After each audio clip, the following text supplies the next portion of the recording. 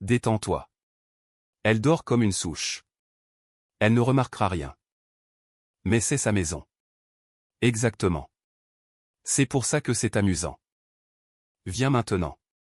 Les yeux d'Evelyne étaient grands ouverts dans le noir, le téléphone enregistrait, les caméras tournaient. Marc, arrête. Et si elle se réveille? Elle ne se réveillera pas, elle est trop fatiguée pour penser. Quelques secondes plus tard, la porte d'entrée a cliqué, et Evelyne a chuchoté, « Je t'ai eu ». Ce qu'elle a fait le lendemain matin va vous choquer. Installez-vous confortablement et détendez-vous pendant que nous plongeons au cœur de cette histoire vraiment remarquable. Depuis 4 semaines, Evelyne étudiait le silence. Pas la tranquillité ordinaire d'une maison paisible, mais le genre de silence qui a un poids. Marc avait commencé à se doucher à des heures étranges, bien après minuit, l'eau coulant assez longtemps pour embuer le miroir du couloir. Il prenait des appels sur le balcon, baissant la voix lorsqu'elle entrait dans la pièce. Son téléphone ne quittait jamais sa main. Si elle s'approchait trop, il inclinait l'écran sans y penser. C'était ce réflexe qui la troublait le plus. Un soir, elle a demandé d'un ton léger, « Nouveau projet au travail ?» Il a à peine levé les yeux. Juste de la pression. Tu sais ce que c'est que les délais. Elle a hoché la tête, faisant semblant d'accepter. Mais les délais n'expliquaient pas le léger sourire qu'il affichait en envoyant des textos à minuit 43 ni la façon dont il avait changé son code d'accès après 7 ans de mariage. Evelyne ne l'a pas confronté. Au lieu de cela, elle a observé. Les habitudes révélaient plus de choses que les accusations ne pourraient jamais le faire. Elle a discrètement vérifié leur relevé bancaire commun un après-midi et a remarqué plusieurs petits retraits étiquetés divers. Ils étaient espacés régulièrement, délibérés, et non négligents. Sa poitrine s'est serrée, mais elle a gardé un visage neutre. Cette même semaine, elle a dit à Marc, « On a parlé de cambriolage dans les environs. Je pense que nous devrions installer des caméras de sécurité à l'intérieur. » Il a haussé les épaules. « Si ça peut te rassurer. » Elle a souri. « Ça me rassurera. » Il n'a jamais demandé où elle les avait placés. Il croyait qu'elle lui faisait confiance. Cette supposition allait devenir sa plus grande erreur. Un jeudi soir, Evelyne était allongée à côté de lui et écoutait sa respiration. À 1h16, celle-ci a changé. Subtilement mais intentionnellement. Il a attendu que son rythme s'approfondisse.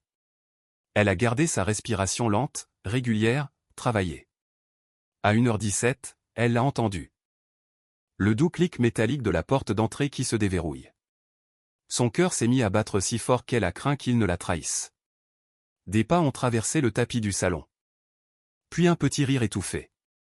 Aigu, nerveux, intime. Une voix de femme. « Tu es sûr ?» a-t-elle chuchoté.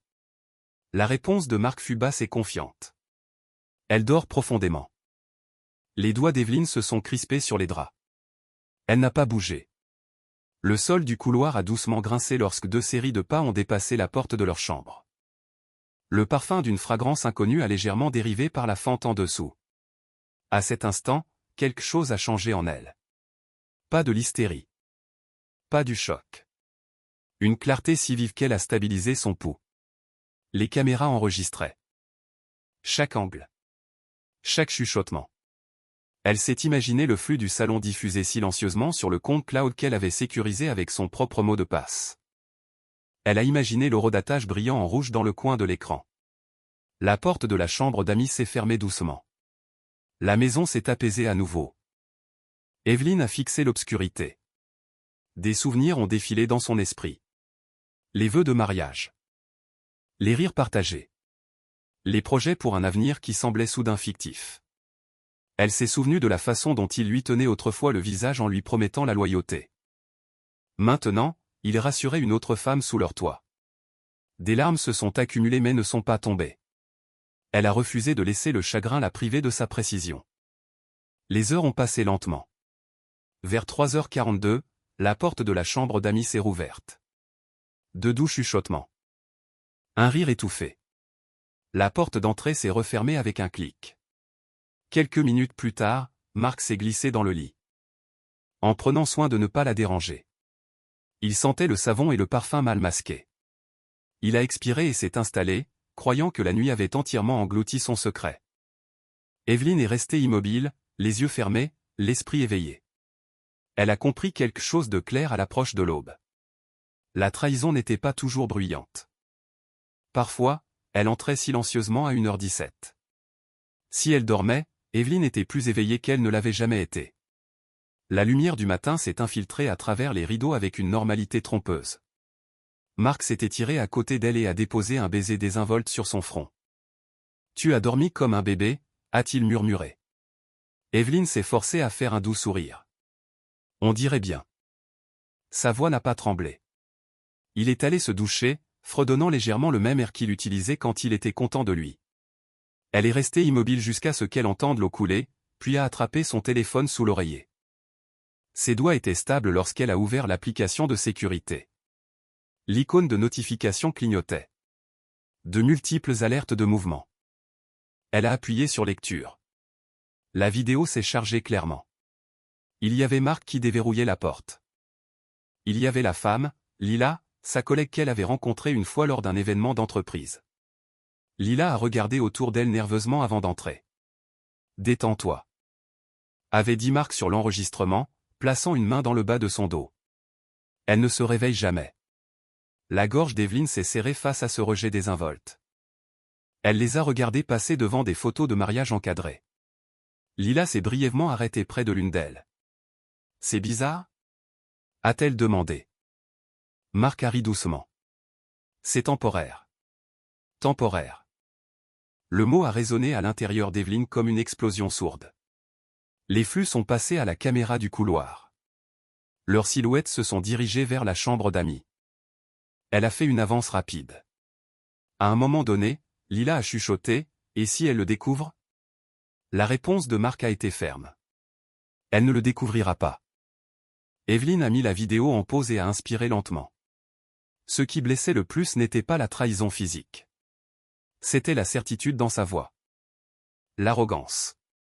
Il croyait que la tromperie était sans effort parce qu'il croyait qu'elle était inattentive. Elle a sauvegardé l'extrait. Puis elle a regardé l'enregistrement entier du début à la fin sans ciller. Chaque image a remplacé l'incrédulité par la confirmation. Il n'y aurait pas de manipulation psychologique. Pas de « non, ce n'est pas ce que tu penses ». C'était exactement ce qu'elle pensait. Quand Marc est revenu de la douche, une serviette drapée sur les épaules, il l'a surprise assise dans le lit. « Tu es debout tôt » a-t-il dit. « Je n'ai pas pu beaucoup dormir » a-elle répondu d'une voix égale. Il n'a pas remarqué le double sens. Au petit déjeuner, il a versé du café et a discuté des délais de travail. « On devra peut-être voyager le mois prochain » a-t-il dit avec désinvolture. Evelyne a beurré sa tartine. « Avec l'équipe ? » « Ouais, probablement. » Elle a hoché la tête, absorbant le mensonge aussi facilement qu'elle étalait la confiture. « C'est bien. » Il a brièvement étudié son visage, à la recherche de soupçons, mais n'en a vu aucun. Son calme l'a rassuré. Cette assurance allait lui coûter cher. Après son départ pour le travail, elle est retournée voir les images une fois de plus, cette fois en documentant les horodatages. Elle a noté à quel point il paraissait à l'aise, à quel point il était habitué. Ce n'était pas de l'imprudence spontanée. C'était une routine. Cette réalisation a encore refroidi ses émotions. La douleur était toujours présente, mais elle ne contrôlait plus sa respiration. Elle a ouvert leur application financière et a de nouveau examiné les transactions. Plusieurs frais d'hôtel, des réservations de dîner pour deux, tous pendant les soirées où il avait prétexté faire des heures supplémentaires. Elle a chuchoté pour elle-même, alors ça dure depuis un moment. La maison semblait différente maintenant, pas contaminée, mais clarifiée. La vérité avait dissipé l'illusion. Elle n'a pas pleuré. Au lieu de cela, elle a commencé à organiser les fichiers dans des dossiers étiquetés. Les preuves méritaient de l'ordre. Au moment où la lumière de l'après-midi remplissait le salon, Evelyne n'était plus une épouse confuse, remettant en question ses instincts. Elle était une femme détenant des preuves, et la partie la plus dangereuse de la trahison n'est pas la découverte. C'est de sous-estimer celle qui la découvre. Les 2 jours suivants se sont déroulés comme au théâtre. Marc rentrait chaque soir en affichant une normalité exagérée. Il posait des questions sur sa journée, commentait le dîner, suggérait même une soirée cinéma. « On n'a pas passé de temps ensemble depuis un moment » a-t-il dit vendredi soir en lui tendant la main. Evelyne lui a permis de la tenir. Tu as raison, a-t-elle répondu calmement. À l'intérieur, elle cataloguait chaque détail de sa performance, la douceur forcée, l'affection stratégique. Après qu'il se soit endormi cette nuit-là, elle s'est glissée discrètement dans le salon et a examiné les archives plus anciennes des caméras. La première visite nocturne enregistrée avait eu lieu 3 semaines plus tôt. Elle n'avait pas vérifié les images à ce moment-là parce qu'elle n'en avait pas eu besoin. Maintenant, elle a fait une avance rapide dans les horodatages et a trouvé 2 autres nuits où Lila était entrée dans la maison. Le schéma était indéniable. Mark s'était enhardi parce qu'il se croyait invisible. Evelyn s'est adossée et a chuchoté, « Tu pensais vraiment que je ne remarquerais rien ?» Le lendemain matin, la mère de Mark a appelé. « On devrait dîner ensemble bientôt », a-t-elle suggéré joyeusement. Evelyn a souri au téléphone. « C'est une idée merveilleuse. » La pensée a pris forme instantanément dans son esprit. Pas une vengeance, mais une exposition. La vérité livrée au grand jour. Au déjeuner, elle a brièvement rencontré une avocate sur laquelle elle avait fait des recherches discrètes en ligne. Elle n'a pas dramatisé son histoire. Elle a simplement remis des copies des images et des relevés bancaires. L'avocate, une femme posée au regard vif, les a examinés en silence. « Vous avez tout documenté avec soin », a-t-elle dit. Evelyn a hoché la tête. « Je ne voulais pas de confusion. »« Vous n'en aurez aucune », l'a assuré l'avocate. « C'est clair. » Encore ce mot. Clair. La clarté lui a donné de la force. Quand Mark est rentré à la maison ce soir-là, il l'a trouvé en train d'arranger des fleurs sur la table à manger. « Quelle est l'occasion » a-t-il demandé d'un ton léger. « J'ai invité tes parents dimanche » a-t-elle répondu. Il a cligné des yeux. « Vraiment ? C'est inattendu. » Elle a souri. « Je me suis dit qu'un moment en famille serait agréable. » Il a haussé les épaules, satisfait. Bien sûr. Il n'aurait jamais imaginé que ce dimanche redéfinirait sa compréhension des conséquences. Cette nuit-là, il lui a embrassé la joue avant de se coucher. « Tu es incroyable. »« Tu le sais ça ?» a-t-il murmuré. Evelyn l'a regardé fixement. « Je sais. » Elle ne cherchait plus la validation dans sa voix. Elle possédait quelque chose de bien plus puissant. La vérité documentée. Le dimanche est arrivé avec un soleil radieux qui inondait les fenêtres. Evelyn s'est déplacée dans la cuisine avec une efficacité calme. Elle a préparé les plats préférés de Mark et a mis la table avec une symétrie minutieuse. Lorsque ses parents sont arrivés, les rires ont rempli la maison. Sa mère l'a serrée chaleureusement dans ses bras. « Tu es rayonnante », a-t-elle dit. Evelyn a souri sincèrement. « Merci. » Mark paraissait détendu, presque suffisant dans son confort. Il a versé du vin et a raconté des histoires de travail.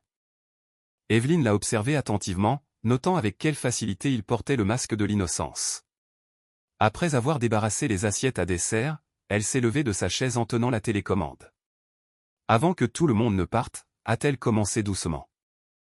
Je veux partager quelque chose d'important au sujet de la confiance dans le mariage. La pièce est devenue silencieuse. Le sourire de Mark a légèrement vacillé. Que veux-tu dire ? A-t-il demandé. Elle ne lui a pas répondu directement. Au lieu de cela, elle s'est tournée vers la télévision et a appuyé sur lecture. L'écran s'est illuminé avec des images horodatées. 1h17, la porte d'entrée se déverrouillant. Lila entrant à l'intérieur. Des hoquets de stupeur ont parcouru la pièce. Mark s'est levé brusquement. « Éteins ça », a-t-il exigé. Evelyn est restée calme. Non. La vidéo a continué. Les chuchotements, les mains, la marche dans le couloir. Sa mère a couvert sa bouche. Le visage de son père s'est durci. « Mark », a demandé son père doucement. Mark a bégayé. « Ce n'est pas ce que ça a l'air d'être. » Evelyn a mis les images en pause et lui a fait face calmement. « Ça a l'air d'être exactement ce que c'est. » Elle a ensuite placé les relevés bancaires imprimés sur la table. Des frais d'hôtel, des dîners, payés depuis notre compte commun. Le silence était épais dans l'air. Son père a repris la parole, la voix lourde. « Est-ce vrai ?» Les épaules de Mark se sont affaissées. Les mots lui ont manqué. Evelyn n'a pas crié. Elle n'a pas insulté. Elle a simplement présenté les preuves. Tu pensais que je dormais, a-t-elle dit d'une voix égale, mais j'enregistrais. L'humiliation n'a pas été explosive. Elle a été mesurée. La déception de sa mère pesait plus lourd que la colère. Comment as-tu pu? A-t-elle chuchoté. L'arrogance de Marc s'est visiblement dissipée, remplacée par la mise à nu. Evelyne n'a ressenti aucun triomphe, seulement une finalité. Elle n'avait pas orchestré le chaos. Elle avait livré la vérité, et la vérité, une fois vue, ne nécessitait aucun embellissement. La pièce est restée figée pendant un long moment après la fin de la vidéo, comme si tout le monde avait besoin de temps pour comprendre ce qu'il venait de voir. Marc se tenait près de la télévision, une main à moitié levée comme s'il pouvait encore arracher la vérité des airs et la replier dans le secret. Les yeux de sa mère étaient humides mais perçants, fixés sur lui avec le genre de déception qui ne m'en dit pas d'explication. Son père ne s'est pas rassis. Il est resté debout, les épaules carrées, comme un homme qui venait de découvrir que son fils n'était pas la personne qu'il pensait avoir élevée. Evelyne a reposé la télécommande sur la table doucement, comme si elle posait une tasse. Elle ne s'est pas précipitée. Elle n'a pas fait les 100 pas, elle n'a pas joué la colère. Elle a simplement repris sa place et a croisé les mains devant elle.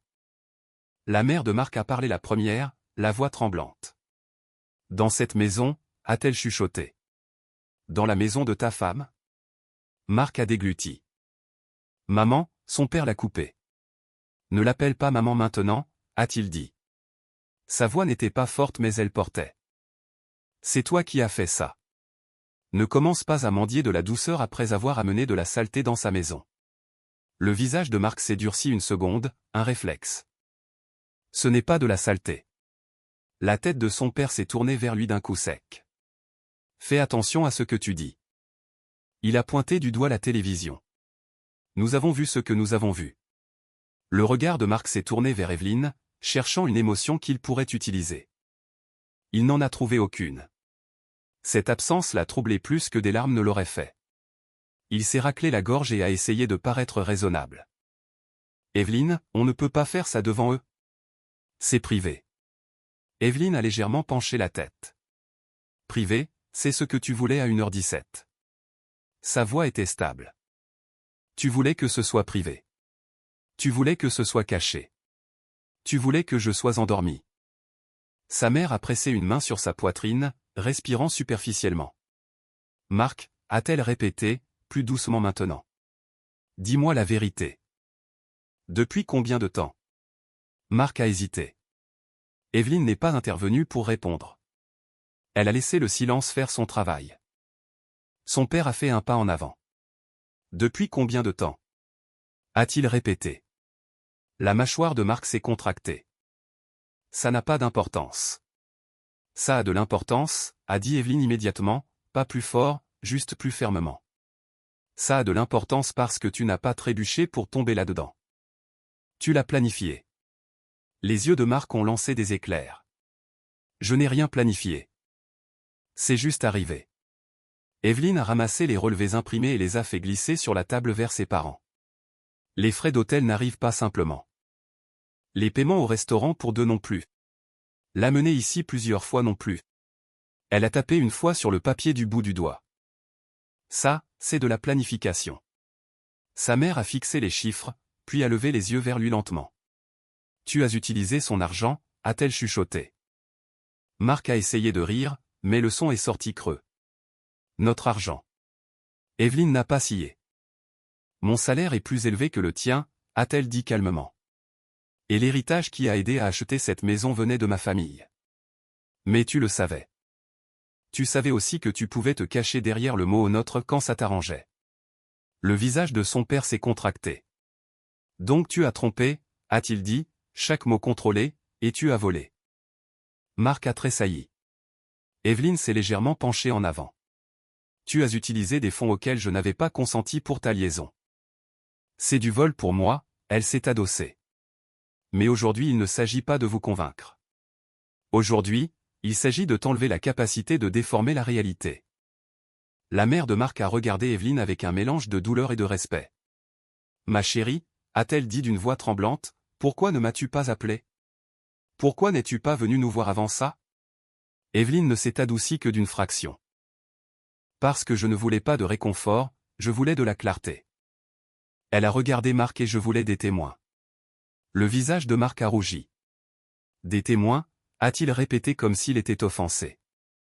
Alors tu m'as piégé. Evelyne a secoué la tête une fois.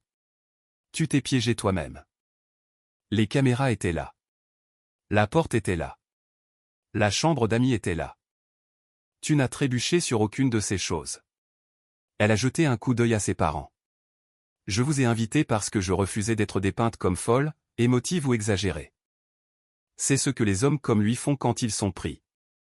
Ils disent que la femme est dramatique, jalouse, qu'elle imagine des choses. Ses yeux sont retournés vers Marc. Tu n'auras pas droit à cette histoire. La voix de son père a baissé. Est-ce ta collègue? A-t-il demandé. Les lèvres de Marc se sont entr'ouvertes, puis refermées. Il a baissé les yeux comme un enfant pris la main dans le sac. Oui. Sa mère a émis un petit son, à moitié sanglot, à moitié halètement. Et elle est entrée dans cette maison. A-t-elle dit, la voix s'élevant, pendant que sa femme dormait. Evelyne a corrigé doucement. Pendant qu'il croyait que je dormais. Marc lui a lancé un regard noir. Et maintenant?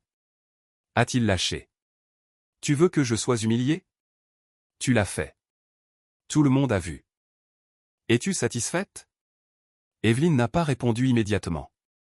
Elle s'est levée, a repoussé sa chaise et s'est dirigée vers le buffet. Elle a soulevé un dossier soigné et est retournée à la table. Ses mouvements étaient délibérés, pas théâtraux. Maintenant, a-t-elle dit, on arrête de faire semblant. Les yeux du père de Marc ont suivi le dossier. Qu'est-ce que c'est? Evelyne l'a posé et l'a ouvert, révélant des copies de relevés bancaires et une chronologie imprimée. C'est de la documentation, et ça, a-t-elle dit en sortant une autre feuille, c'est le message que ton fils lui a envoyé quand elle a demandé si je le découvrirais. La tête de Marc s'est relevée d'un coup. Tu as fouillé dans mon. Evelyne a levé légèrement la main, paume face à lui, sans agressivité, juste de manière définitive. Je n'ai fouillé dans rien du tout. Tes caméras ont enregistré ta voix. Vous avez discuté de choses dans ma maison. Elle a lu à voix haute sans dramatiser. Détends-toi. Elle ne vérifie pas, elle est toujours fatiguée. Evelyne l'a regardée. C'est comme ça que tu me vois. La mère de Marc a fermé les yeux très fort. Mon Dieu, a-t-elle chuchoté. Le père de Marc a inspiré lentement, puis a parlé avec une fureur tranquille. Tu as parlé de ta femme comme si c'était un objet de la maison, comme si elle existait pour te financer et dormir pendant que tu faisais ce que tu voulais. Les épaules de Marc se sont affaissées. J'ai fait une erreur. La voix d'Evelyne est devenue plus tranchante, mais toujours calme. Une erreur, c'est oublier d'acheter du lait au magasin. Tu as pris des décisions, et à plusieurs reprises. Marc a essayé de changer de tactique. Sa voix s'est adoucie. Ses yeux se sont légèrement écarquillés. Le regard qu'il utilisait quand il voulait obtenir le pardon. Evelyne, s'il te plaît. Nous pouvons arranger ça. Nous pouvons aller en thérapie de couple. Je vais couper les ponts avec elle. Je ferai n'importe quoi. Evelyne l'a regardé avec quelque chose qui ressemblait à de la pitié, mais pas pour la raison qu'il voulait. Tu dis ça parce que tu es embarrassé, a-t-elle dit. Pas parce que tu es désolé. Ce n'est pas vrai. A protesté rapidement Marc. Evelyne a hoché la tête une fois comme si elle reconnaissait un bruit, puis s'est tournée vers ses parents. Je vais vous demander de partir, a-t-elle dit poliment. Pas parce que vous avez fait quelque chose de mal, mais parce que j'ai besoin que cela devienne une affaire légale maintenant, pas un débat familial. Sa mère s'est levée immédiatement, tremblante. Evelyne a contourné la table et a pris sa main. Je suis désolée que vous ayez eu à voir ça, a-t-elle dit doucement, mais je ne suis pas désolée de l'avoir montré. Je ne porterai pas ça toute seule. Le père de Marc a regardé son fils comme s'il le reconnaissait à peine. Tu viens avec nous, a-t-il dit fermement. La tête de Marc a pivoté. Non, c'est ma maison aussi.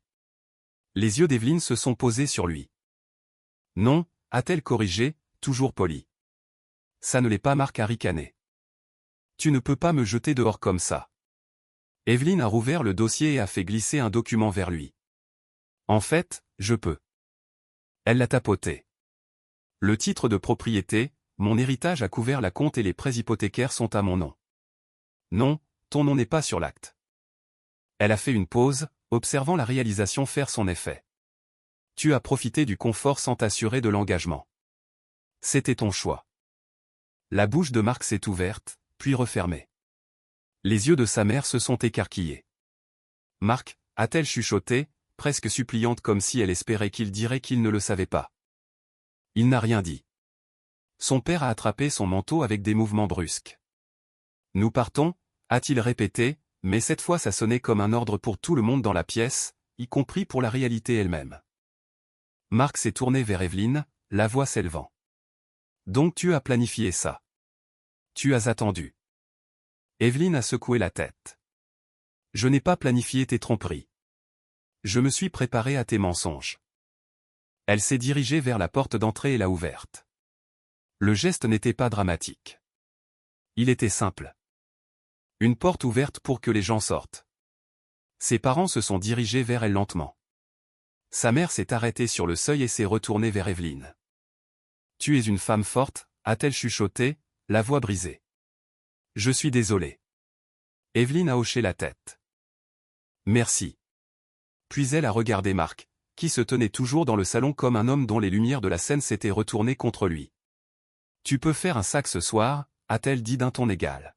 « Et tu peux partir avec eux. » Les yeux de Marc se sont plissés. « Et si je refuse ?» Evelyne n'a pas haussé la voix. « Alors j'appelle la police et je leur montre la vidéo d'une femme se faufilant dans ma maison à 1h17 pendant que tu prétendais que je dormais. Je te laisse choisir l'embarras que tu préfères. » Marc l'a dévisagé, respirant difficilement. Le visage de son père s'est encore plus durci. « Marc, » a-t-il dit entre ses dents serrées, ne rend pas les choses pires. Les épaules de Marc se sont affaissées. La combativité l'a quitté lentement, remplacée par la panique, car la panique est ce qu'il reste quand la manipulation échoue. Il est passé devant Evelyne vers les escaliers sans parler. Ses pas étaient plus lourds maintenant, comme s'il voulait que la maison ressente sa colère. Mais la maison ne ressentait que du calme. Evelyne a fermé la porte après le départ de ses parents, et pour la première fois ce jour-là, elle a expiré complètement. Pas de soulagement. Pas de triomphe. Juste la libération d'un fardeau qui pesait sur sa poitrine depuis des semaines. Elle est restée immobile dans le couloir et a écouté Marc à l'étage, les tiroirs s'ouvrant, les cintres raclant. Il faisait un sac comme un homme qui croyait encore que c'était temporaire. Evelyne est allée dans le salon et a commencé à rassembler les relevés imprimés et à les remettre dans le dossier. L'ordre. L'épreuve. Le contrôle. Elle refusait de devenir un chaos pour correspondre à son chaos. Quand Marc est redescendu avec un sac de sport, ses yeux demandaient « Alors c'est tout ?» a-t-il demandé d'une voix rauque. Evelyne l'a regardé. C'était tout au moment où tu as transformé notre maison en ta cachette. Il s'est approché, baissant la voix. Evelyne, s'il te plaît, je ne veux pas te perdre. Elle a soutenu son regard sans ciller. Tu m'as déjà perdu, a-t-elle dit. Tu ne le savais juste pas encore. La gorge de Marc a tressailli. Il a regardé autour du salon comme un homme cherchant quelque chose pour s'ancrer. La photo de mariage sur le mur semblait se moquer de lui maintenant. Il a dégluti et a légèrement hoché la tête, presque pour lui-même. « Je t'appellerai » a-t-il dit faiblement. L'expression d'Evelyne n'a pas changé. « Ne le fais pas » il a hésité. « Où suis-je censé aller » Evelyne ne s'est pas laissée adoucir. La douceur avait été utilisée comme une arme contre elle auparavant. « Là où tu es allé dans toutes ces chambres d'hôtel » a-t-elle dit, et puis elle a rouvert la porte d'entrée. Marc est resté sur le seuil un instant, la dévisageant comme s'il s'attendait à ce qu'elle craque, pleure, le supplie de rester. Quand elle ne l'a pas fait, il est sorti. La porte s'est refermée derrière lui avec un clic discret. Evelyne s'est adossée contre elle une seconde. Les yeux fermés. La maison semblait vide d'une manière nouvelle, pas solitaire, dégagée. Elle est retournée dans le salon, a pris son téléphone et a rouvert l'application de sécurité. La vidéo était toujours là, stockée et en sécurité. Elle ne l'a pas regardée de nouveau. Elle n'en avait pas besoin. Elle est allée dans la cuisine, s'est versé un verre d'eau et a bu lentement. Le monde n'avait pas pris fin, mais son mariage oui. Et elle ne reconstruirait pas un foyer sur un manque de respect. Ce soir-là, son avocate a appelé. Evelyne a écouté calmement la femme exposer les prochaines étapes. Nous pouvons demander le divorce pour motif de trahison émotionnelle et d'abus financiers, a déclaré l'avocate. Et nous pouvons demander des mesures de protection immédiate concernant la maison et les comptes. La voix d'Evelyne est restée calme. Faites-le. Après l'appel, elle s'est assise seule à la table de la salle à manger, la même table où Marc avait ri avec sa famille quelques heures plus tôt. Elle a regardé le siège qu'il occupait avant. Ça ne lui pinçait pas le cœur. Ça ressemblait simplement à une chaise. Son téléphone a vibré. Un message de Marc, s'il te plaît, parlons. Je ne voulais pas que ça se passe comme ça. Evelyne a fixé l'écran un instant. Puis elle a posé le téléphone face vers le bas et est retournée à son eau. Il voulait toujours le contrôle du récit. Il voulait toujours décider de la façon dont les choses se passaient. Elle ne le permettrait pas cette nuit-là. Evelyne a dormi, vraiment dormi, pour la première fois depuis des semaines. Pas parce qu'elle lui faisait confiance maintenant, mais parce qu'elle n'en avait plus besoin. La confiance n'était plus requise quand la vérité avait été traînée au grand jour et placée sur la table où tout le monde pouvait la voir. Marc a passé la nuit chez ses parents, mais il a à peine pu se reposer. Son esprit n'arrêtait pas de rejouer le moment où la télévision s'est illuminée, l'horodatage brillant comme une marque au fer rouge. Il pouvait encore entendre les hoquets, voir la main de sa mère couvrant sa bouche, le visage de son père se vidant de tout respect. Il avait planifié pour le secret, pas pour des témoins. Il avait imaginé une confrontation privée au pire, des larmes, des cris, des négociations. Au lieu de cela, Evelyne avait livré quelque chose de plus froid et de plus définitif. Des preuves. Au matin, son téléphone a vibré avec un appel de Lila. Il a fixé son nom jusqu'à ce qu'il s'arrête, puis il a sonné à nouveau. Il a répondu, la voix basse. Quoi? Lila avait l'air paniqué. Marc, qu'est-ce qui se passe? Je reçois des appels. Les gens agissent bizarrement au travail. Quelqu'un a dit que ta femme. La poitrine de Marc s'est serrée. Arrête de parler, a-t-il sifflé. Ne dis rien. Marc, a-t-elle chuchoté, est-ce qu'elle nous a enregistrés? Il a fermé les yeux. Oui. Il y a eu un silence au bout du fil, puis une inspiration tremblante. Tu avais dit qu'elle ne se réveillerait pas. Marc a craqué. Je ne savais pas qu'elle avait des caméras. La voix de Lila s'est élevée sous l'effet de la panique. Pourquoi m'avoir amené chez toi si tu ne savais pas? Pourquoi prendre ce risque? La colère de Marc a explosé parce que la colère était plus facile que la honte. Ne joue pas l'innocente. Tu es entré. Je suis entré parce que tu m'as dit que c'était sans danger, a crié Lila. Tu m'as dit que tu contrôlais la situation. Marc a serré les dents. La voix de son père a appelé d'en bas. Marc, le petit déjeuner. Marc a de nouveau baissé la voix. Écoute, ne m'appelle pas. Ne m'envoie pas de texto. Si quelqu'un te demande quoi que ce soit, tu ne dis rien. On aurait dit que Lila allait pleurer. Tu vas juste m'abandonner? La mâchoire de Marc s'est contractée. Je gère ma vie là tout de suite. Ma vie est impliquée aussi, a-t-elle rétorqué. Sais-tu à quoi ça ressemble? Je suis la femme qui se faufile dans la maison d'un homme marié la nuit. Marc a dégluti difficilement, ressentant enfin toute la laideur de l'image. Alors tu aurais dû y penser avant de venir. Lila s'est tue. La blessure dans son silence était vive. Waouh, a-t-elle chuchoté. Alors c'est de ma faute maintenant. Marc n'a pas répondu. Il a mis fin à l'appel. En bas, sa mère a posé une assiette sur la table avec des mains tremblantes. Elle ne le regardait plus de la même façon. Son père était assis raidement, la mâchoire serrée. L'air était lourd de non-dit. Sa mère a finalement pris la parole, la voix tendue. Depuis combien de temps? Marc a regardé son assiette. C'est compliqué. Le poing de son père a frappé la table une fois, pas assez fort pour casser quoi que ce soit, mais assez fort pour mettre fin aux excuses. Rien n'est compliqué dans le déshonneur, a-t-il dit. Depuis combien de temps? La gorge de Marc s'est serrée. Quelques mois. Sa mère a laissé échapper un son qui était en partie un sanglot, en partie un hoquet. Et tu as utilisé son argent? A marmonné Marc. C'était notre argent. Les yeux de son père se sont rétrécis dangereusement. Ne joue pas sur les mots dans cette maison, a-t-il dit. Tu as volé ta femme pour financer le péché. Les épaules de Marc se sont tendues. Je n'ai pas volé. J'allais le remplacer. La voix de sa mère s'est brisée. Le remplacer avec quoi? Avec quoi? Elle a pressé sa main contre sa poitrine comme si elle essayait de se stabiliser. Elle te faisait confiance. Elle t'a nourri.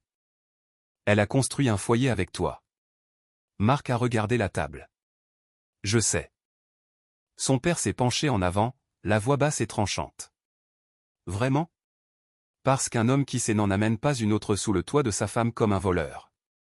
Marc a tressailli. Je ne voulais pas, son père l'a coupé. Arrête de dire ce que tu ne voulais pas, dis-moi ce que tu as fait. La bouche de Marc s'est pincée. Il n'a rien dit. Les yeux de sa mère se sont remplis de larmes. Evelyne ne t'a jamais manqué de respect. A-t-elle chuchoté? Elle ne t'a jamais embarrassé. Elle s'est comportée avec dignité et tu l'as remboursée en la traitant comme si elle était stupide. Le visage de Marc a brûlé. Elle m'a embarrassé devant vous. Les yeux de son père se sont encore durcis. Elle t'a exposé, a-t-il corrigé. C'est différent. Marc a repoussé son assiette, l'appétit coupé. Je dois lui parler. Son père a hoché la tête une fois. Oui, a-t-il dit. Et tu le feras respectueusement. Pas de menaces. Pas de cris. Et si elle dit non, tu l'acceptes. Le téléphone de Marc a de nouveau vibré. Une notification de l'application bancaire. Accès au compte modifié. Il l'a ouverte avec des mains tremblantes. Compte d'épargne conjoint restreint. Il a essayé d'actualiser. Le même message est apparu. Accès limité. Son estomac s'est noué. Il s'est levé brusquement. Quoi? A-t-il marmonné? Sa mère a levé les yeux. Qu'est-ce qu'il y a? La voix de Marc a semblé petite. Elle a restreint le compte. Son père a expiré lentement, sans surprise. Bien. A-t-il dit. Peut-être que maintenant tu comprendras les conséquences. Marc a explosé. Vous prenez son parti. Le regard de son père est resté fixe. Je prends le parti de la raison. Marc a attrapé ses clés et est retourné à la maison en voiture. Le cœur battant. Il a répété ce qu'il dirait, passant des excuses à la défense selon ce qui lui semblait le plus utile. Le temps qu'il se gare dans l'allée, ses mains transpiraient sur le volant. Il a frappé. Pas de réponse. Il a encore frappé. Plus fort. La porte est restée fermée. Il a sorti son téléphone et a appelé. Ça a sonné jusqu'à la messagerie vocale. Il a rappelé. Messagerie vocale. Un message de sa mère est apparu sur son écran. Ne la force pas, parle avec dignité. La poitrine de Marc s'est serrée de rage et de peur. Il ne voulait pas être exclu de sa propre vie. Il a conduit jusqu'au travail à la place, espérant pouvoir reprendre le contrôle quelque part ailleurs. Mais même là, le contrôle avait changé de camp. Quand il est entré dans le bureau, les conversations ont baissé d'un ton. Les gens détournaient rapidement le regard. Son directeur est sorti de son bureau et l'a appelé. Marc, a-t-il dit, l'expression gênée. Nous devons parler. Marc s'est forcé à sourire. Bien sûr. Le directeur a fermé la porte derrière eux. Il y a des rumeurs, a-t-il commencé prudemment. À propos de toi et Lila. La bouche de Marc est devenue sèche. Des rumeurs? Le directeur a soupiré. Écoute, je me fiche de ta vie personnelle, mais si ça affecte le lieu de travail. Marc l'a interrompu rapidement. Ça ne le fera pas. Le directeur a soutenu son regard. Alors gère ça, parce que les gens parlent et Lila a l'air sur le point de s'effondrer. La mâchoire de Marc s'est contractée. Elle s'en remettra. Le directeur s'est adossé, peu impressionné. Assure-toi, a-t-il dit, cette entreprise n'aime pas les scandales. Marc a quitté le bureau avec la peau qui le démangeait. Il avait toujours cru que le secret lui appartenait.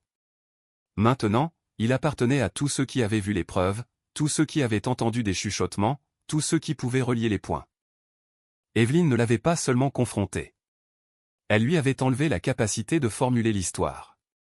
Ce soir-là, il s'est de nouveau assis dans sa voiture devant la maison, fixant les fenêtres.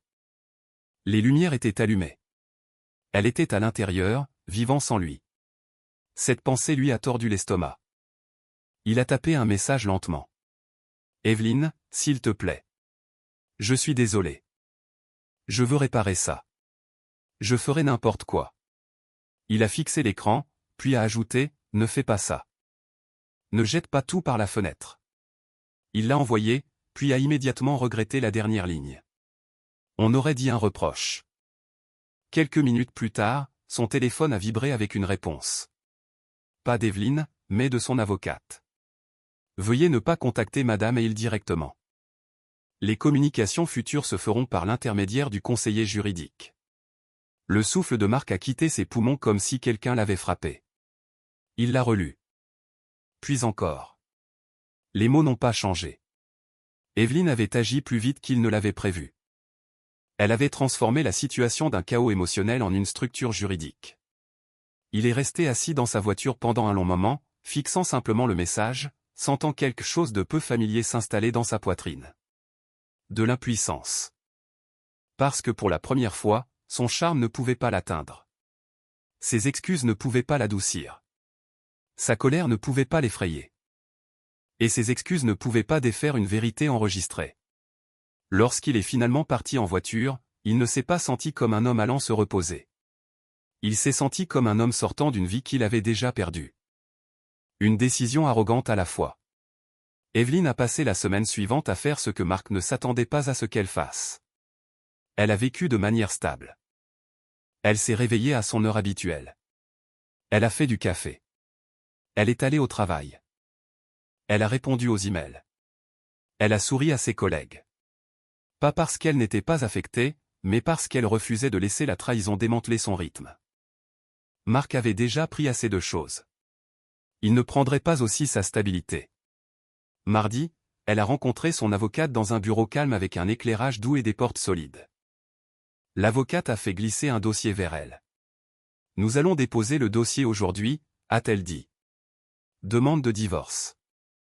Documentation de l'abus financier ci-jointe. Demande de protection immédiate des comptes et d'occupation exclusive de la maison. Evelyne a hoché la tête.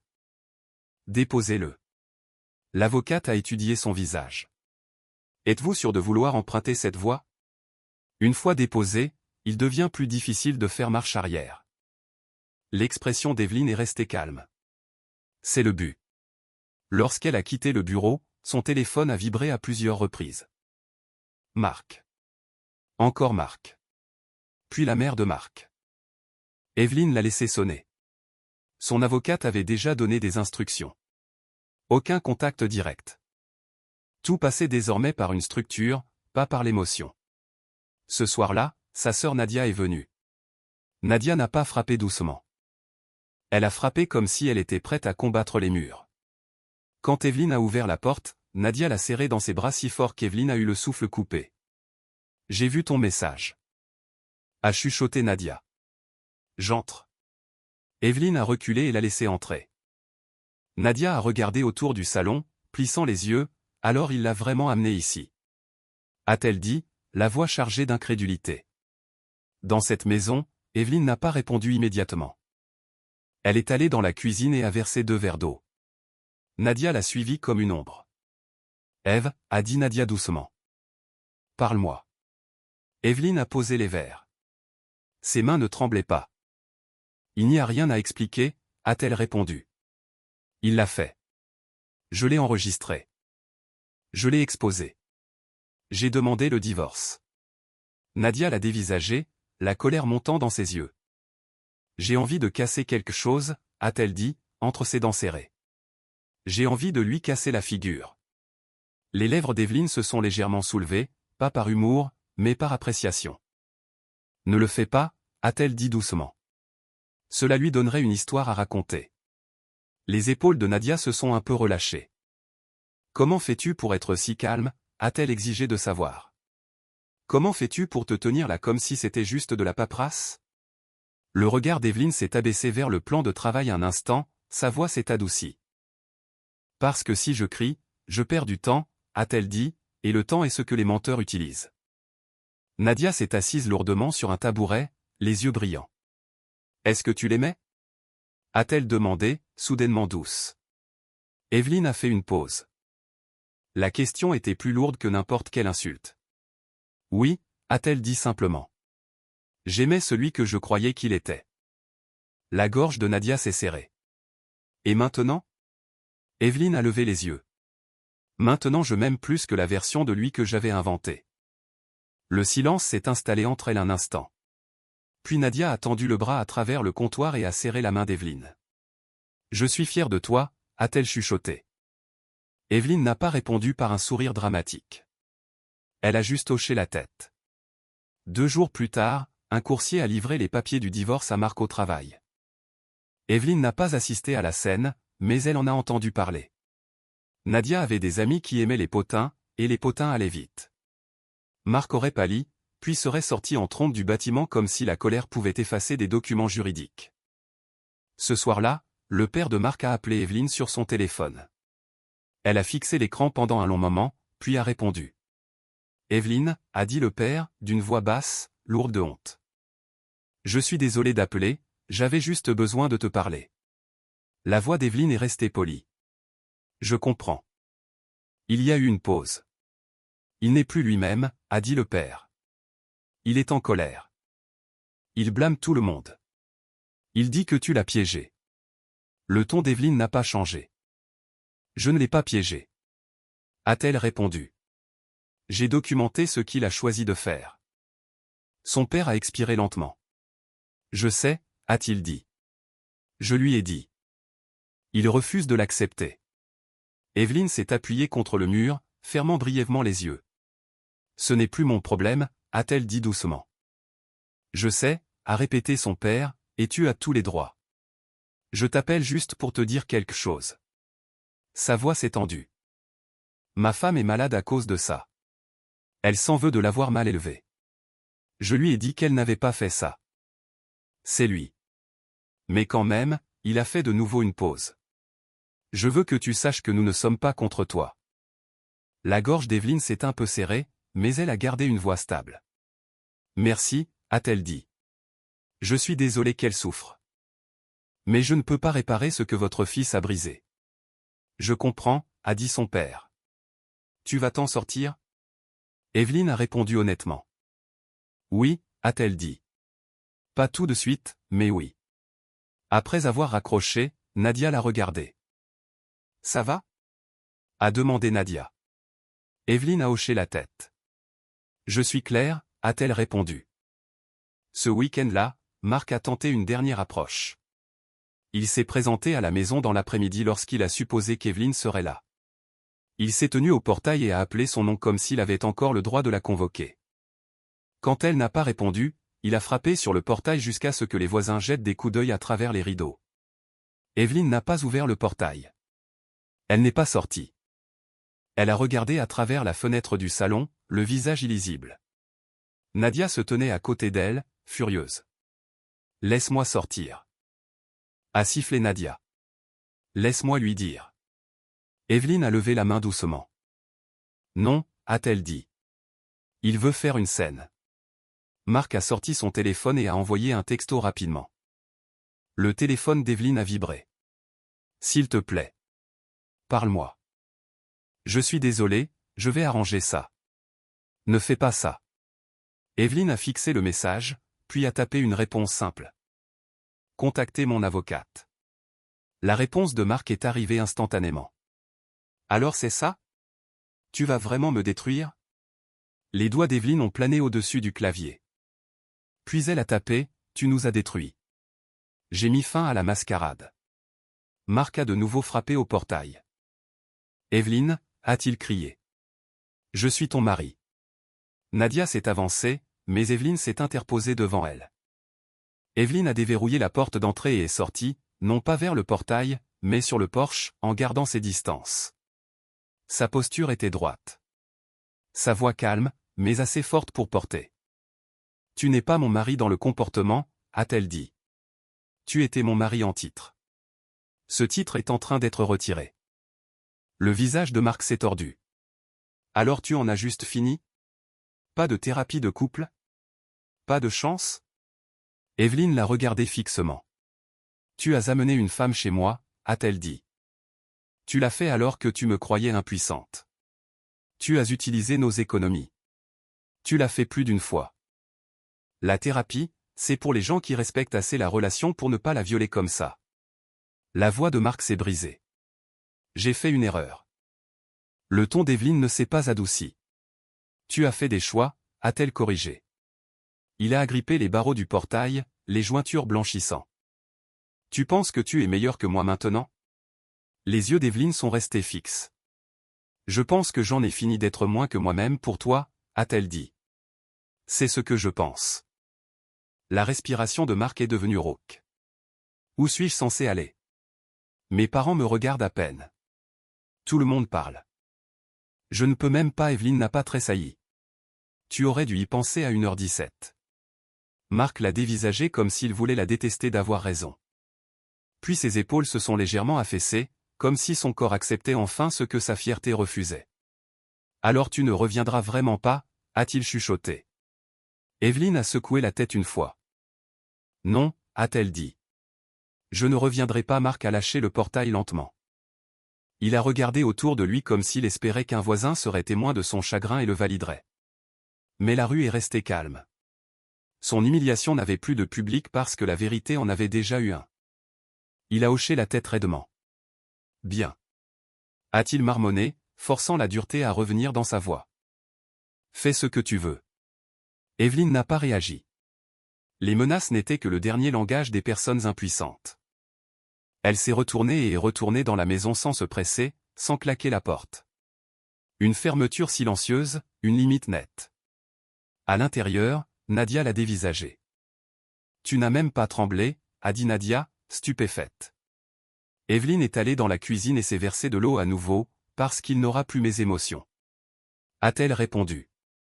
Cette nuit-là, Evelyne s'est assise seule dans sa chambre, la même chambre où Marc était revenu après la trahison et lui avait embrassé le front comme un menteur. Elle a regardé l'espace calmement, puis a commencé à retirer les objets qui lui restaient avec des mouvements lents et délibérés. Une montre, une veste, une paire de chaussures qu'il avait laissées derrière lui. Elle les a placées dans une boîte et l'a fermée avec du ruban adhésif. Elle ne l'effaçait pas par dépit. Elle créait un foyer qui n'avait plus de place pour le manque de respect. Quand elle s'est enfin allongée, elle n'a pas repassé la vidéo. Elle n'a pas revécu le rire étouffé. Elle n'a pas marchandé avec des « et si ». Elle a fixé le plafond et a laissé le calme être ce qu'il était, propre. Le lendemain matin, elle s'est réveillée et a ressenti quelque chose de nouveau. Ce n'était pas de la joie. Ce n'était pas encore de la paix. C'était le début de la liberté. Le genre qui commence quand vous arrêtez de demander à quelqu'un de bien vous traiter et que vous lui enlevez simplement l'accès à vous. Marc pensait qu'il pouvait tromper en silence sous son toit pendant qu'elle dormait. Mais Evelyne avait pris une décision qui a tout changé. Elle était restée éveillée assez longtemps pour se choisir elle-même. Le lundi matin, tout avait un nom de fichier. La vie d'Evelyne n'était pas en morceaux sur le sol. Elle avait refusé cela. Au lieu de cela, elle était organisée en dossiers, dates et preuves qui ne pouvaient pas être contestées. Elle est arrivée au bureau de son avocate vêtue d'un simple chemisier crème et d'un pantalon sombre, le même genre de tenue qu'elle utilisait quand elle avait besoin de se sentir elle-même, posée, capable, inébranlable. Son avocate, maître Adessois Grant, l'a accueillie d'un signe de tête et d'un regard qui disait qu'elle respectait les femmes qui ne perdaient pas de temps. Nous déposerons le dossier aujourd'hui, a dit maître Grant en faisant glisser des documents de l'autre côté de la table. Demande de divorce. Une demande d'occupation exclusive du domicile conjugal et une motion de protection des biens en raison de l'abus financier.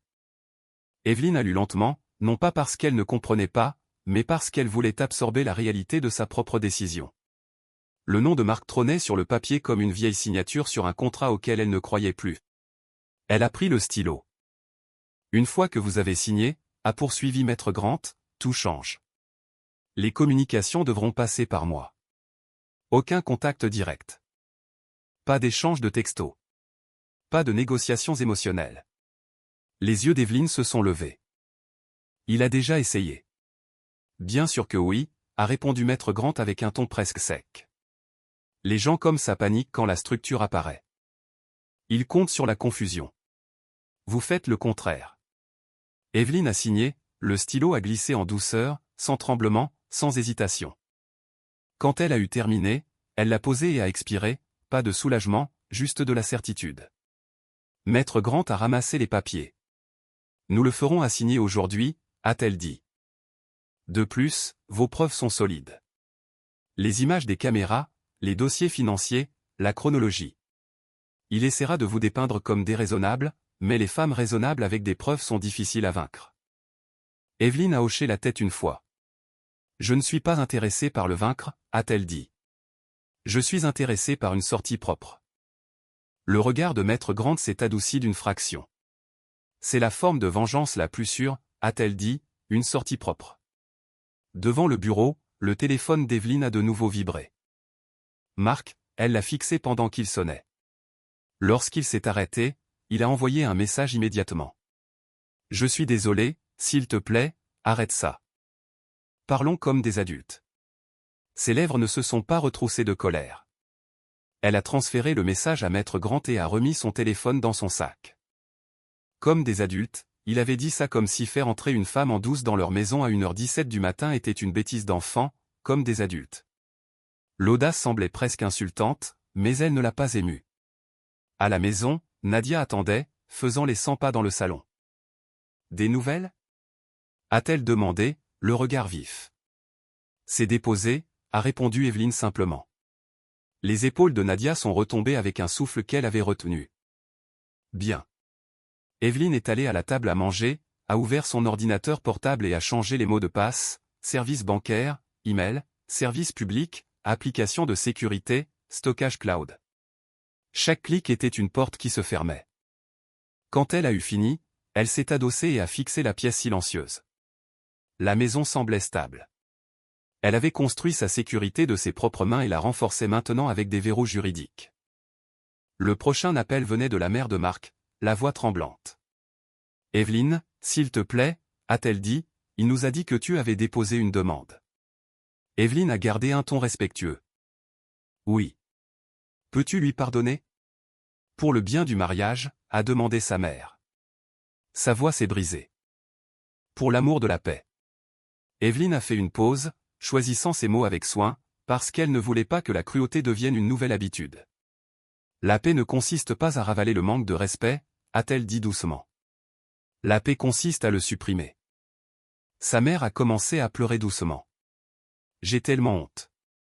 Je suis désolée, a répété Evelyn, et elle le pensait. Mais je ne peux pas porter sa honte avec lui. Lorsqu'elle a mis fin à l'appel, elle est restée immobile un instant, absorbant le fait que déposer la demande ne faisait pas que mettre fin à son mariage. Cela changeait sa relation avec tout le monde autour.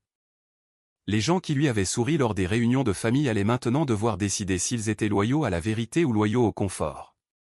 Plus tard dans l'après-midi, Maître Grant a appelé. Il a été assigné, a-t-elle dit. Evelyn n'a pas demandé comment il avait réagi.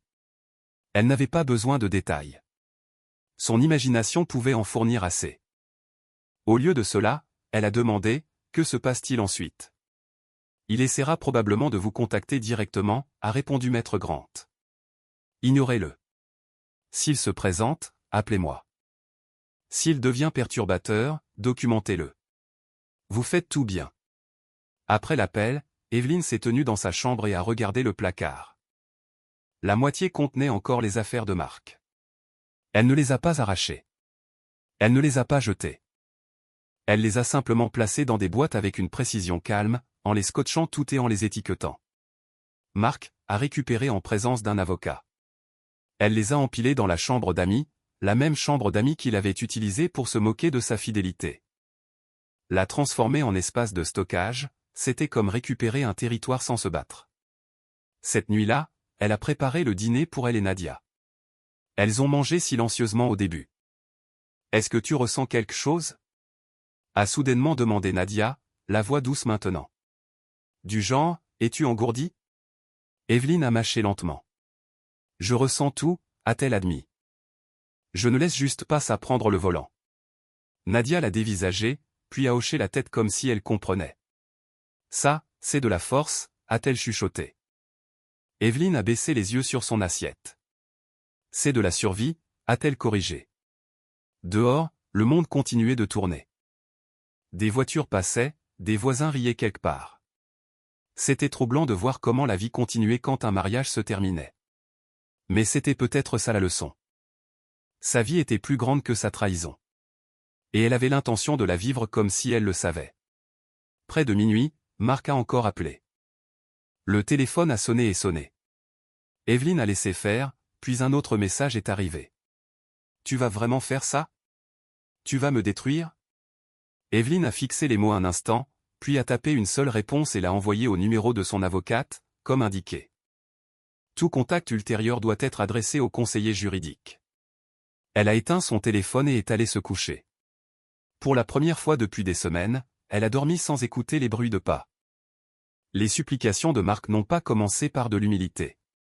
Elles ont commencé par de la colère déguisée en désespoir. 2 jours après avoir été assigné, il s'est présenté devant le portail à nouveau, cette fois plus tôt, quand le soleil était encore haut et que le quartier pouvait le voir clairement. Sa fierté avait déjà été meurtrie. Maintenant, il voulait qu'Evelyne l'adoucisse. Evelyne l'a vu de la fenêtre. Elle ne s'est pas précipitée dehors. Elle n'a pas paniqué. Elle l'a regardé comme elle avait regardé les images, calmement de loin, laissant le comportement se révéler. Il a frappé le portail une fois, puis a appelé son nom. Evelyne, sa voix portée dans la rue, ouvre le portail. Nadia se tenait à côté d'elle, les bras croisés.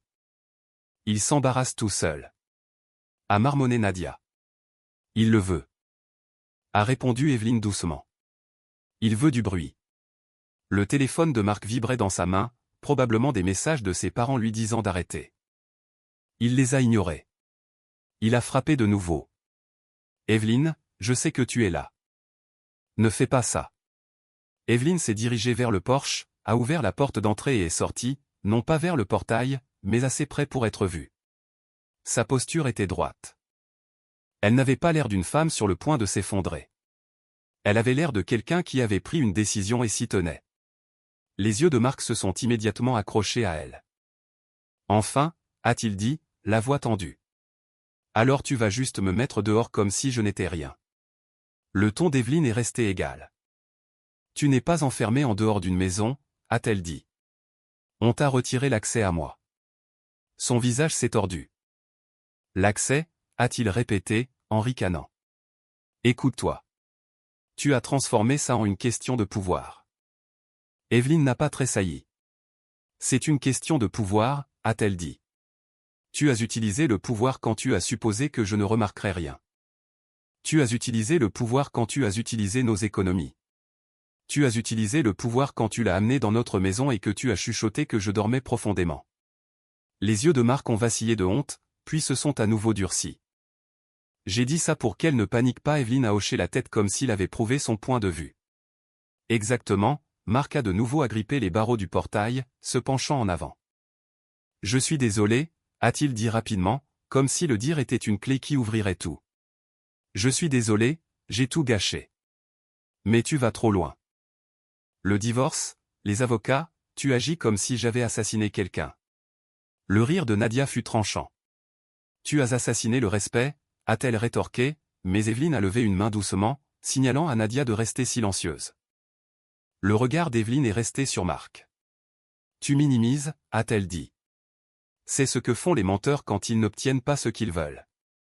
La voix de Marc s'est brisée, montrant enfin une véritable peur. Je ne veux pas te perdre. Le visage d'Evelyne ne s'est pas adouci de la façon dont il l'espérait. Tu m'as perdu quand tu as décidé que j'étais trop fatigué pour remarquer que tu détruisais notre mariage, a-t-elle répondu. Les yeux de Marc ont rougi. S'il te plaît, a-t-il dit, la voix tremblante maintenant. Je ferai n'importe quoi, je couperai les ponts avec elle, je quitterai mon travail, j'irai à l'église tous les jours si c'est ce que tu veux, ne fais juste pas ça. Evelyne a légèrement penché la tête. Tu offres des sacrifices maintenant, a-t-elle dit doucement, parce que tu as peur des conséquences, pas parce que tu me respectes. Je te respecte. A crié soudainement Marc, puis s'est repris quand il a remarqué un voisin de l'autre côté de la rue faisant semblant de ne pas regarder. La voix d'Evelyne est restée basse et contrôlée. Le respect n'est pas quelque chose que tu dis, lui a-t-elle dit. C'est quelque chose que tu prouves quand personne ne regarde. Les épaules de Marc se sont affaissées. Il a dégluti difficilement. J'ai été stupide, a-t-il chuchoté. J'ai été égoïste. Je pensais que tu ne partirais pas. Evelyne l'a étudié un instant. C'était ça. La vérité qu'il n'avait pas eu l'intention d'avouer.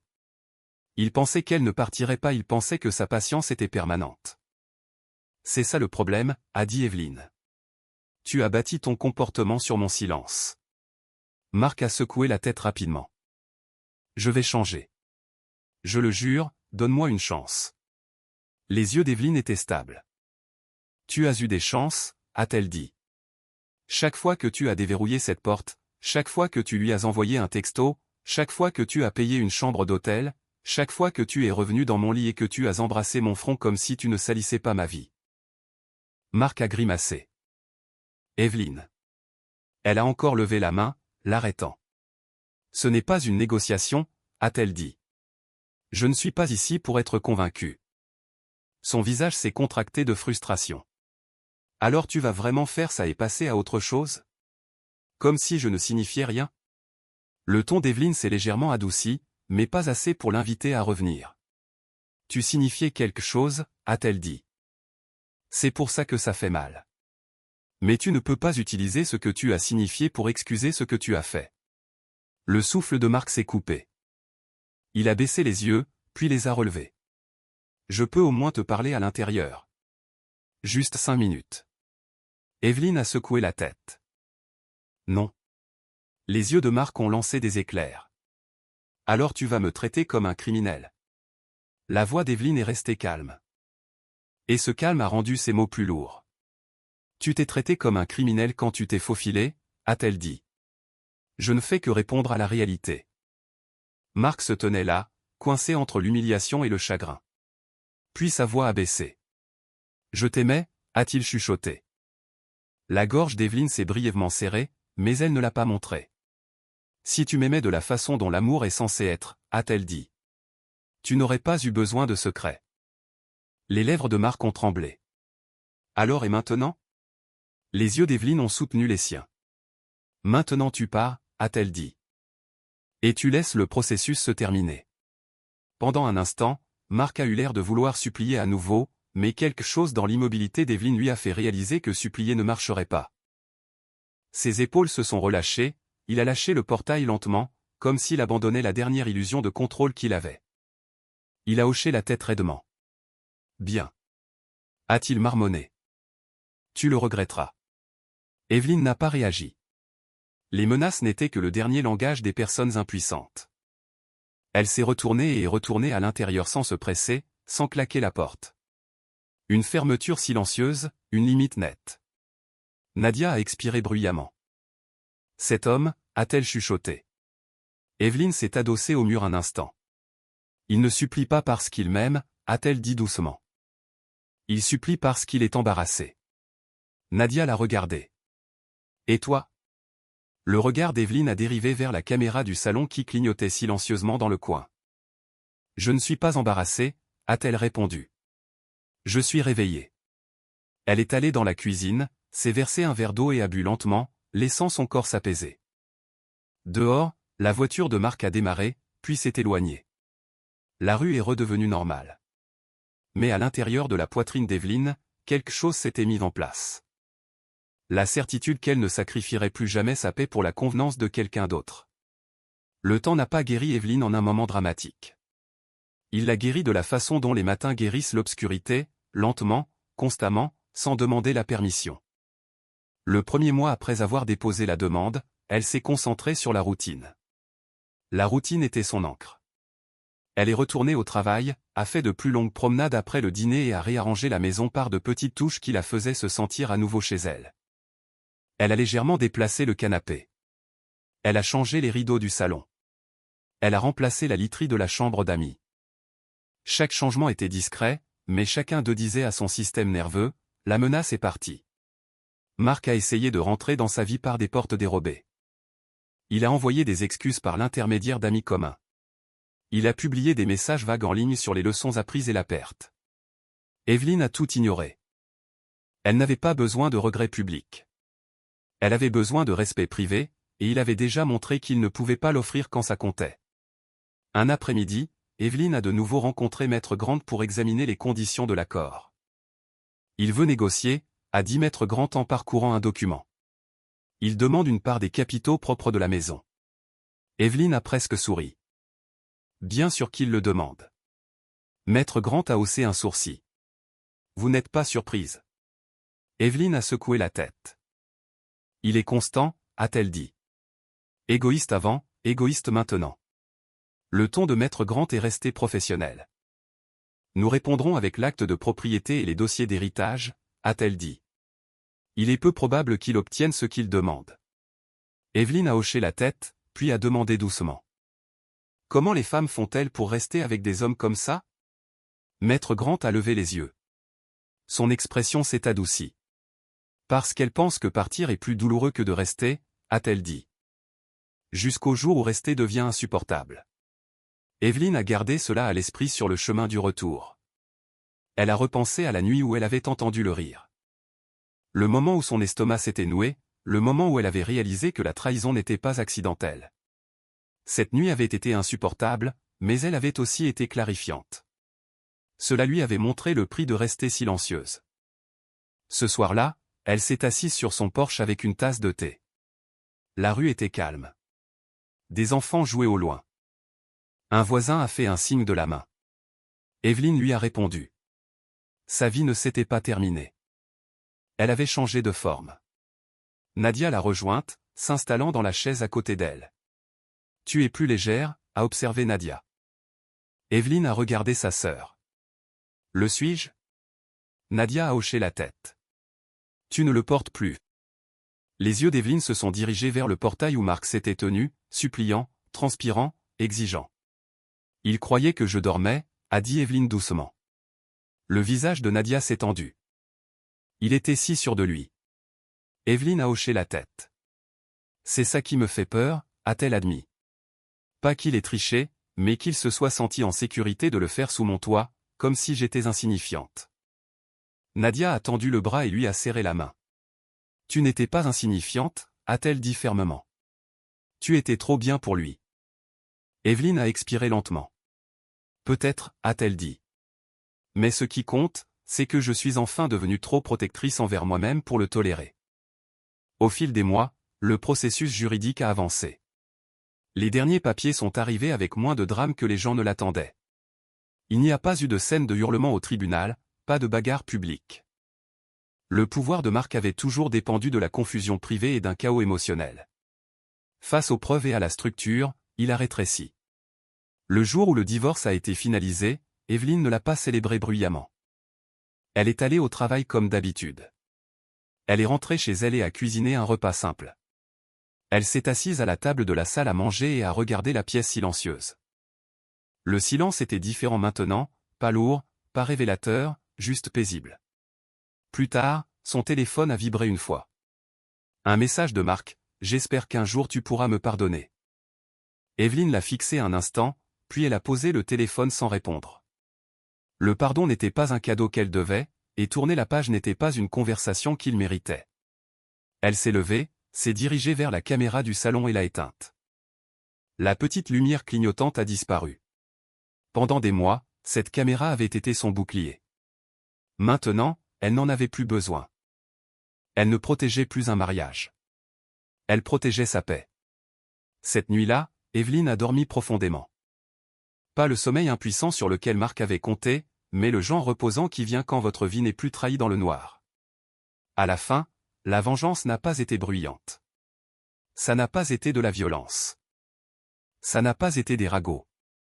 Ça a été la punition la plus simple pour un homme qui pensait pouvoir se cacher. La vérité. Il pensait qu'elle dormait. Il pensait qu'elle n'était au courant de rien. Il pensait qu'il était en sécurité. Mais Evelyn s'était réveillée au moment où il l'avait sous-estimée. Et une fois qu'elle l'avait fait, elle n'avait pas mendié d'amour. Elle s'était choisie elle-même et n'était jamais retournée marcher en dormant à travers le manque de respect. Merci d'avoir regardé. Si cette histoire vous a ému, mettez un j'aime et partagez-la pour que d'autres puissent en tirer des leçons aussi. N'oubliez pas de vous abonner pour d'autres histoires puissantes. À la prochaine. Merci d'avoir suivi l'histoire d'aujourd'hui. Si vous l'avez trouvée intéressante, veuillez me soutenir avec un like et un abonnement à la chaîne. À bientôt dans les prochaines vidéos. Cette vidéo est une œuvre de fiction appartenant au genre de la science-fiction. L'ensemble du contenu, des personnages, des décors et des événements est le produit de l'imagination. Créé uniquement à des fins de divertissement.